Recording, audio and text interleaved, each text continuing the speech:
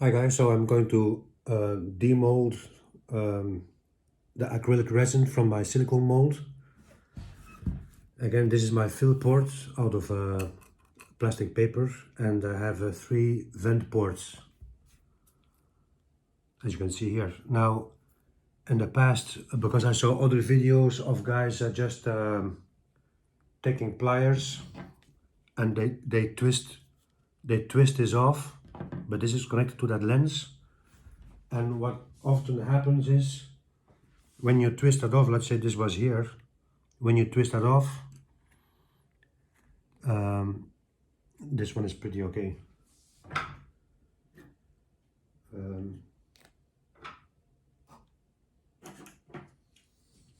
What I wanted to show you.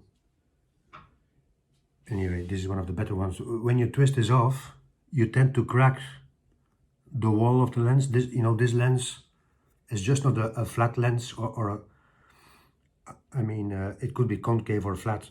Concave or what's the other name? Not only is this one like this, but it also has this wall. Very difficult to mold a wall. And within the wall halfway, it also has this. Very difficult to do. Now, when you twist this, you inevitably crack a part of the wall, and this is not nice, of course. So what I'm doing now, when I'm demolding, is I take these cutting pliers and I cut the vent from here, and then I will just take a pen. Anyway, I don't have the pen here. I take a pen and then I push that through, and then basically this is the lens that would come out of this. I push that through and I keep the vents on the part. So, and this obviously has a flashing here. This was a lens that I disqualified, of course, because it has bubbles. It's the never-ending problem with casting resin. I mean, that's for another video. You see these bubbles? Even though it was in the mold, even that it's on the pressure pot with a 60 psi, I still get these bubbles. And even though that I vacuumed my acrylic resin before the pour, anyway, the thinking about putting this in a pressure pot like this, the idea that I'm thinking is that the 60 psi pressure is actually not going entirely on these straws here, because the diameter of a straw is like, this is like 3 millimeters. So it has a surface of a 9 square millimeters, and the fill port, like maybe, I don't know, here it's again 5 millimeters. So if you take the 60 psi and you would divide that on that small surface, I mean, I'm thinking that there's not enough pressure getting to the liquid. Therefore, it does not have enough pressure to squeeze the bubbles tiny. Let me know what you think. I saw many videos with exactly a lens like this, with only 3 vent ports and 1 fill port, and they're doing fine. The biggest problem with my material that I'm using is that I only have an open time of 8 minutes. So 8 minutes, that means mixing, that takes like for sure a minute. You put it in your vacuum pot, vacuum, it builds up the vacuum, it takes like 2 minutes to get to that maximum vacuum pull. Then it starts to bubble. That's like 2 minutes, 2.5, 3 minutes. So I'm already 4 minutes in. You have to take it out, pour it, pouring the flow from here. I'm building this high because I'm thinking about that water pressure, they call it. By building it high, it has a little pressure to go down quicker. Still, this would take more than a minute to go down in this tiny hole. And with my vent holes, yeah, I would like to put potentially more vent holes, but then again, in the finishing stage, this is you know, annoying to cut this off, and then you have to sand it, and you know, there's a lot of work. You don't want this work, so it's constant adjustments and trade-offs. So now in this video I'm going to open this one and see what we have. There was a little bit what I did now, my other theory about getting these lenses bubble free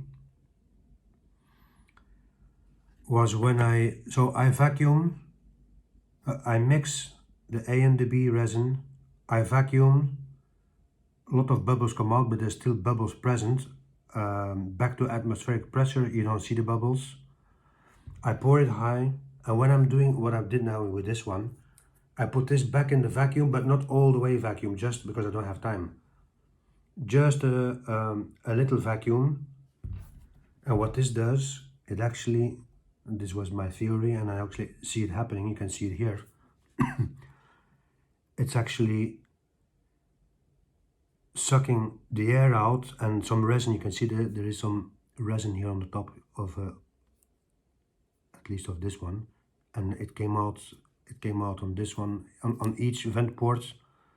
The resin came out from the top, meaning if the resin does not flow all the way down in time, because the time is the issue, I put it quickly in the vacuum to suck out a little bit, and it actually helps to lower this one in the mold itself.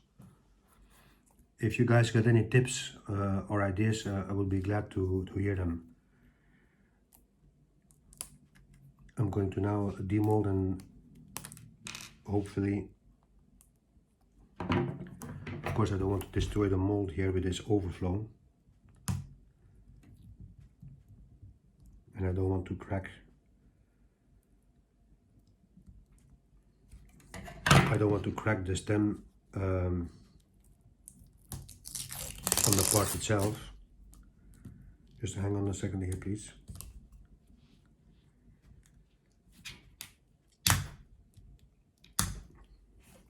You see, I want to be sure that I'm not cutting in my silicone here, because if I cut in my silicone, it's harder and harder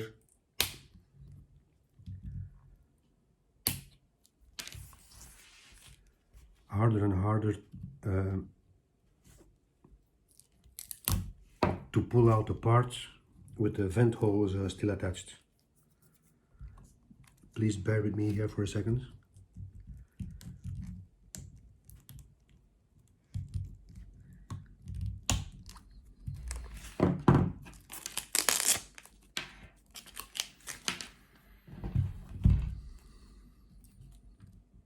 You see, if I go deep, I make a puddle, and then when the resin flows out again, I have like a V, so difficult to push that through the silicone.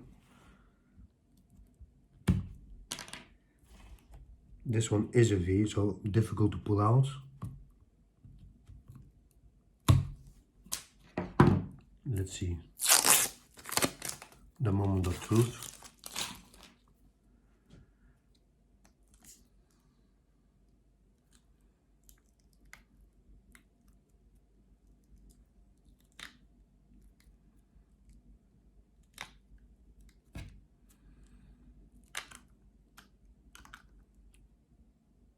Okay, we got no air bubbles, which is great. Okay, at this point the part is still inside. Okay, there's always a little flashing around.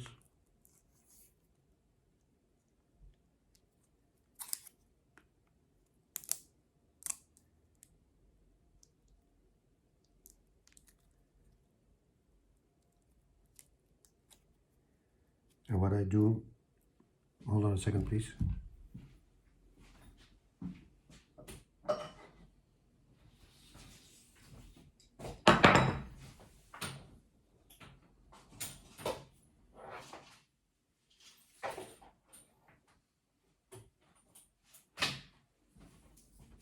sorry about that. It helps to have air. If you blow a little air on the side here, it always pops up. Which this is a very good tip. This it always pops up the part. How do you say? There's a vacuum here basically from pouring. The air breaks the vacuum.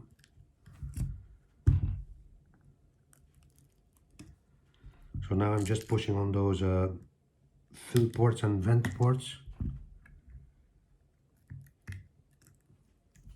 not to crack what I see another guy doing. Yeah, you could crack with the pliers, you could crack this, but because my wall here is less than a millimeter, I might crack the lens here. So yeah, this is a perfect part. As you can see, there are no holes, no air bubbles. Now just comes, yeah, you could twist it a little bit, but I don't want to take the risk to crack this. So yeah, you could crack that, but this is right on the edge. So I'm just going here and do it in a few steps. And doing it again a few times. This is the annoying part of the molding process, is cleaning your vent ports. People will get a part and they say, but this is a used part or something, because they see these vent ports there. You see what I mean? Anyway, guys, if you have any tips or tricks, please comment below. I would appreciate it a lot. Thanks for watching.